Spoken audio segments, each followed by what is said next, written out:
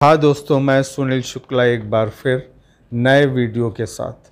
यही कोई 2 दशक पहले की बात है। अक्सर मेरी क्लास आखिर में होती। मैं क्लास लेने के बाद सारे एसी, पंखे, लाइट्स स्टूडेंट से बंद करा कर ही क्लास छोड़ता। यह सिलसिला दिन और शाम को जारी रहता। काफ़ी दिनों के बाद सुबह सुबह एक दिन एक स्टूडेंट ने पूछा, सर आप ऐसा क्यों करते हैं? मैंने पूछा क्या? उसने कहा कि आप हम सबसे क्लास के सारे बत्ती, पंखे, एसी बंद करा कर ही जाते हैं। कोई ऐसा नहीं करके जाता।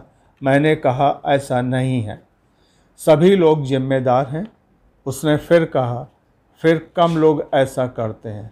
मैंने फिर कहा इसके कई कारण हैं।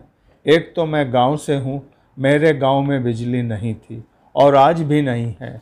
अगर मैं यहाँ पर बिजली बचाऊंगा तो मेरे या किसी के गांव में बिजली जरूर जाएगी। दूसरा कारण, इसके संस्थान का बिल भी कम आएगा। वैसे घर में भी मैं ऐसा ही करता हूँ।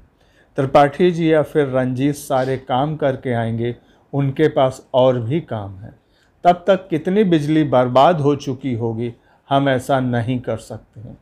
1 पैसे की बचत भी सीधे नेट प्रॉफिट में जाती है। ये हम सब का ही पैसा है।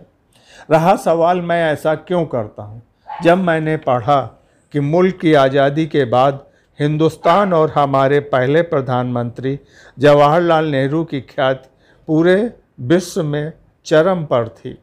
इसी दौरान मुस्लिम देशों के एक सुल्तान ने उन्हें अपने यहाँ आमंत्रित किया और भव्य स्वागत किया, और यही नहीं, नेहरू जी को अपने महल में ससम्मान ठहराया।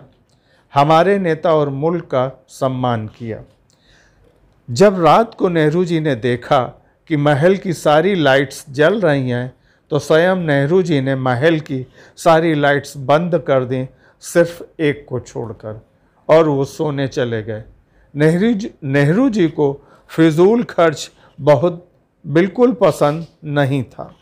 दूसरे दिन की सुबह जब होती है तो इस छोटी सी बात को उस देश के समाचार पत्रों ने मुख्य खबर के साथ प्रकाशित किया, और ये बात चर्चा का विषय थी कि वह अकेले देश, वहाँ की जनता ही नहीं, पूरी दुनिया हिंदुस्तान और उसके नायक को बड़े ध्यान से देख रही थी। हिंदुस्तान की आज़ादी ने पूरी दुनिया को उम्मीदों के साथ रोशन कर दिया था कि सुबह इसी तरह से होती है। हाँ दोस्तों, मुल्क के साथ ईमानदारी ज़रूरी है। इस उम्मीद के साथ कि आप भी बिजली बचाएंगे, मैं अपनी बात को विराम देता हूँ।